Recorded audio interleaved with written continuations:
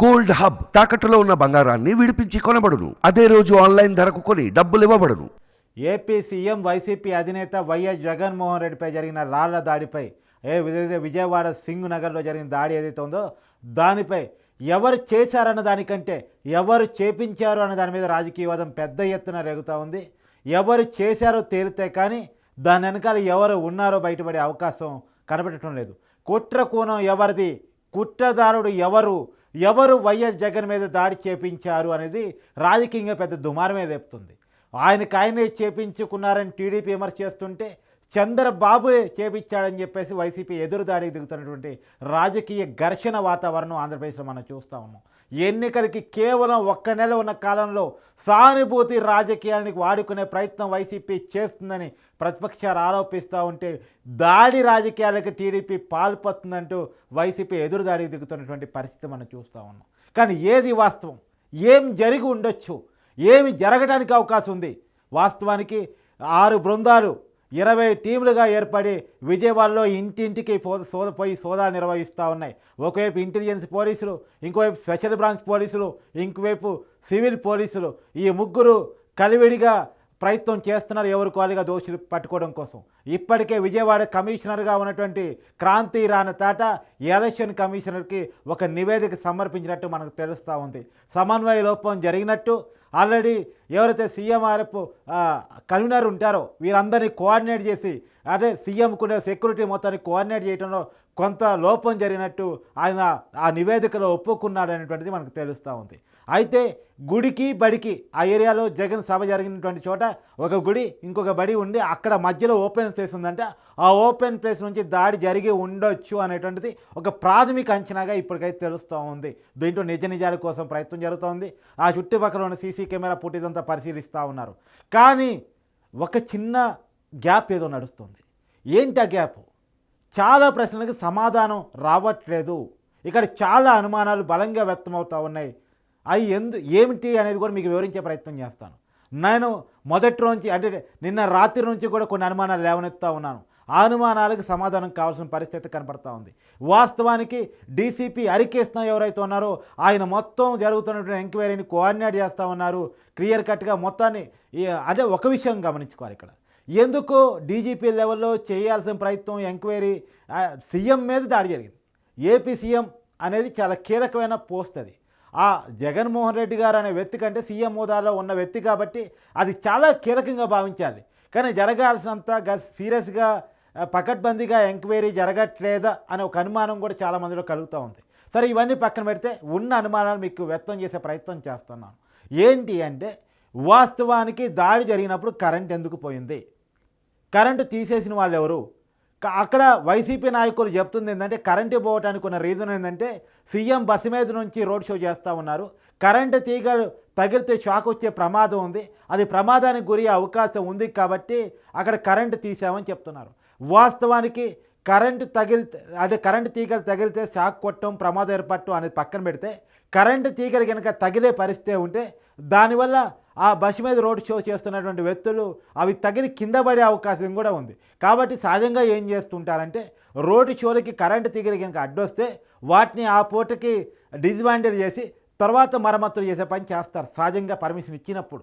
రెండోది, ఇది pre ప్రెడ్యూడ్ schedule అంటే ముందే ఇక్కడ రోడ్ షో జరగబోతుంది అనేటువంటిది అక్కడ లోకల్ పోలీసులకు ఇన్ఫర్మేషన్ ఉంటుంది, విజయవాడ కమిషనర్కి కూడా వివరణ ఉంటుంది. మరి అక్కడ పర్మిషన్తో కన్నాలుగా ప్రీపెడ్యూడ్ షెడ్యూల్గా జరుగుతున్నప్పుడు ఎందుకు ముందస్తు జాగ్రత్తలు తీసుకోలేదు? ఆ ఏరియా మొత్తం కూడా సహజంగా పోలీసుల ఆధీనంలో ఉంటుంది. తర్వాత ఆ సీఎం కాన్వాయ్ ఎక్కడైతే ఉంటుందో, సీఎం బస్సు చేస్తున్నటువంటి బస్సు ఏదైతే ఉందో, ఏదైతే రోడ్ షో చేస్తున్న బస్సు ఏదైతే ఉందో ఆ బస్సుకు చుట్టుపక్కల ఎవరెవరు ఉండాలి, ఆ పూలు చెల్లే వాళ్ళు ఎవరు, అక్కడ దగ్గరగా ఉండే కార్యకర్తలు ఎవరు, అంతా కూడా ఎవరికి దగ్గరగా ఉంచారో వాళ్ళని మాత్రమే ఉంచుతారు. అంతా పోలీస్ పర్యవేక్షణలోనే ఉంటుంది. రెండోది, సీఎం జగన్ చిన్న వ్యక్తి కాదు, అది సీఎం జెడ్ కేటగిరీలో ఉన్న వ్యక్తి.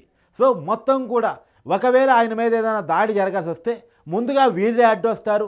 తర్వాత వీళ్ళ దగ్గర ఉన్నటువంటి బ్లాక్ సూట్ కేసు ఏదైతే ఉంటుందో అది బుల్లెట్ ప్రూఫ్ సూట్ కేసు, దాన్ని ఓపెన్ చేస్తారు. ఎలాంటి బాంబులు కానీ లేదా వేరే ఇతర మారణాయుధాలు కానీ బుల్లెట్స్ కానీ వచ్చినా అవి అడ్డుగా పెడితే అవి ఏమీ చేయలేవు. వాటిని అడ్డుపెట్టే ప్రయత్నం చేస్తారు. కానీ రాయి వేసినప్పుడు ఆ పని అక్కడ ఉన్న సెక్యూరిటీ ఆఫీస్ ఎందుకు చేయలేరు? సరే, ఊహించకుండా రాళ్ళ దాడి జరిగింది కూడా అక్కడ ఎక్కువ రాళ్ళు పడేటేమి కనపట్టలేదు. పడ్డది 2 రాళ్ళు కావచ్చు. ఒకటి జగన్మోహన్ రెడ్డి గారి తగిలింది, ఇంకోటి వెల్లంపల్లి శ్రీనివాస్ గారికి, మాజీ మంత్రి గారికి తగిలింది.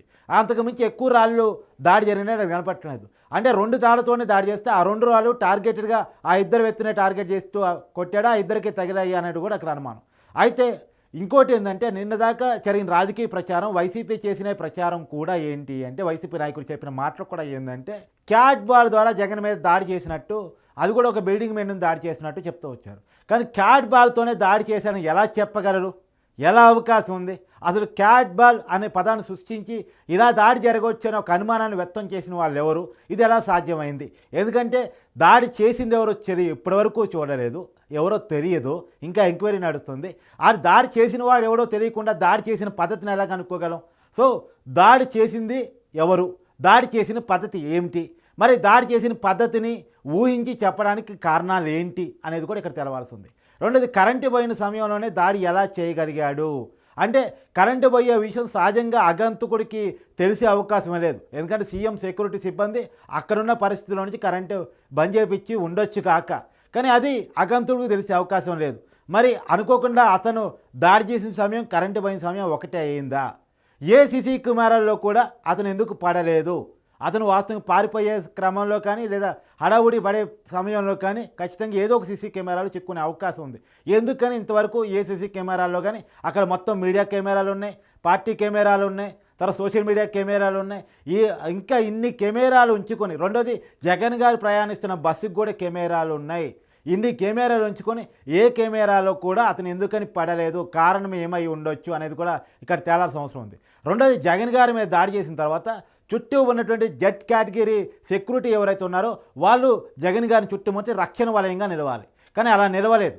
దాడి జరిగిన తర్వాత ఆయన కచ్చిపెట్టి తుడుచుకోవడం, పక్కన ఇతర నాయకులు తుడిచే ప్రయత్నం చేస్తాం, ఆ బ్లడ్ని శుభ్రం చేసే ప్రయత్నం చూస్తుంటే అవన్నీ కూడా మీడియా ఫోటోలు తీసుకుంది, వీడియోలు తీసుకుంది.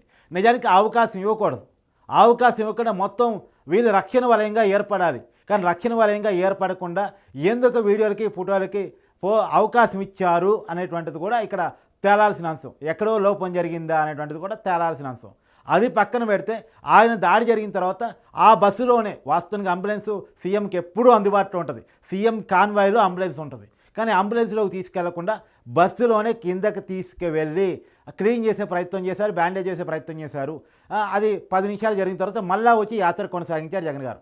వాస్తవానికి సెక్యూరిటీ లెవెల్స్ ఆ పరిస్థితిలో ఉన్నప్పుడు, అందరూ షాక్లో ఉన్నప్పుడు, జరిగిన దాడి సీఎం మీద అయినప్పుడు, అక్కడ బ్లడ్ కూడా వచ్చినప్పుడు ఖచ్చితంగా నెక్స్ట్ ఆ యాత్రకి పర్మిషన్ ఉండదు. ఖచ్చితంగా ఆయన్ని వెంటనే ఆసుపత్రికి తరలించే అవకాశం ఉంటుంది. అది జగన్ గారి ఇష్టాలతో కూడా సంబంధం లేకుండానే ఆ యాత్ర యొక్క పర్మిషన్ ఆఫ్ చేసి ముందు ఆయన హాస్పిటల్కి తీసుకెళ్ళి డాక్టర్లకు చూపించే పరిస్థితి ఉంటుంది. ఎందుకంటే అక్కడ దాడి జరిగేటప్పుడు తగిలిన రాయి, అంటే తగిలిన గాయం చిన్నదే కావచ్చు, కానీ ఆ రాయికి పాయిజన్ కలిపి కనుక కొడితే ఆ రియాక్షన్ వచ్చే అవకాశం ఉంది. అది కొంత టైం తర్వాత వచ్చే అవకాశం ఉంది. కాబట్టి ఏమాత్రం అనుమానం ఉన్నా సరే బ్లడ్ వచ్చింది కాబట్టి వెంటనే ఆసుపత్రులు తరలించి వాస్తవాలను చెక్ చేసుకునే అవకాశం ఉంటుంది. లేదు డాక్టర్స్నైనా పిలిపించి వైద్యం చేయించే అవకాశం ఉంటుంది. హాస్పిటల్కి సీఎం గారి బృందంలో డాక్టర్లు కొంతమంది ఉంటారు, వాళ్ళు చెక్ చేస్తారు. చెక్ చేసిన తర్వాత పరిస్థితిలో బాగుంటేనే యాత్ర కొనసాగిస్తారు, లేకపోతే లేదు.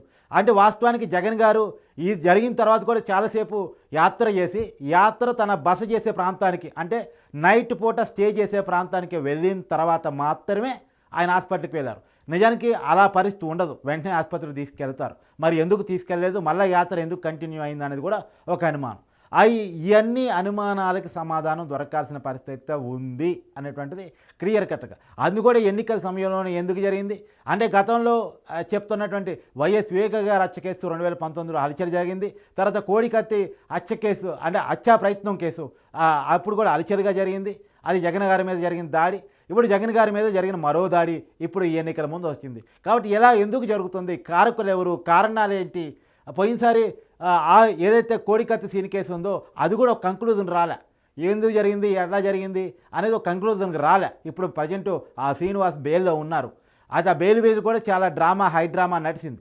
సరే, ఇవన్నీ పక్కన పెడితే వాస్తవాలు ప్రజలకు తెలవాల్సిన అవసరం ఉంది. ఆయన ప్రజానాయకుడు కాబట్టి ఆ దాడి రాజకీయంగా కలకలం రేపుతుంది కాబట్టి, వైసీపీ టీడీపీ మధ్య రాజకీయ వాతావరణాన్ని వేడెక్కిస్తుంది కాబట్టి, అది ప్రజల భద్రత అసహనానికి కారణమవుతుంది కాబట్టి, దాని విషయంలో వాస్తవాలు బయటకు తెలవాల్సిన అవసరం ఉంది, వాస్తవాలు వివరించాల్సిన అవసరం అయితే కనపడతా ఉంది అనేటువంటిది క్లియర్ కట్గా చాలామందిలో వస్తున్నటువంటి విషయం. ఇంకోటి ఏంటంటే చాలామంది చాలా రకమైన అనుమానాలు వ్యక్తం చేస్తున్నారు. ఆ అన్ని అనుమానాలని మనం చెప్పలేం, కానీ మనకు అనిపించిన అనుమానాలను నిన్న నైట్ నుంచి నేను లేవనెత్తున్న అనుమానాన్ని మరోసారి చెప్పే ప్రయత్నం అయితే చేస్తూ ఉన్నాను. ఎక్కడో కన్ఫ్యూజన్ మిస్ అవుతూ ఉంది, వాటిలో క్లారిటీ రావాల్సి ఉంది అనేటువంటిది కూడా పోలీస్ ఎంక్వైరీలో నిజానికి ఇప్పుడు జరుగుతున్నటువంటి ఎంక్వైరీ కూడా సరిపోదని నేను అనుకుంటున్నాను. ప్రత్యేకమైన సిట్ ఏర్పాటు చేయాలి, దీని మీద అవసరమైతే కేంద్ర దర్యాప్తు బృందాలు కూడా రంగంలో దిగాలి, వీటి మీద వెంటనే ఏదో కంక్లూజన్ తీసుకొచ్చే ప్రయత్నం జరగాలి. దీని వెనకాల ఎవరున్నారు, ఈ వెనకాల చేసింది మాత్రమే కాదు, చేసిన వాళ్ళే కాదు, చేపించిన వాళ్ళు కూడా బయటికి రావాల్సిన అవసరం ఉంది. రెండూ తప్పే, వేరే వాళ్ళు దాడి చేయమని చేపించినా తప్పే, రెండోది వాళ్ళు దాడి చేసుకొని సానుభూతి రాజకీయం కోసం ప్రయత్నం చేసినా తప్పే. ఏదైనా సరే ప్రజలకు తెలవాల్సిందే. అంతిమంగా ప్రజలు ఈ రాజకీయాన్ని అర్థం చేసుకోవాలంటే ఈ కుట్ర కోణాలను అర్థం చేసుకోవాలి కాబట్టి ఖచ్చితంగా వాస్తవాలు ప్రజల దృష్టిలో పెట్టాలి అని చెప్పేసి నేనైతే డిమాండ్ చేస్తూ ఉన్నాను.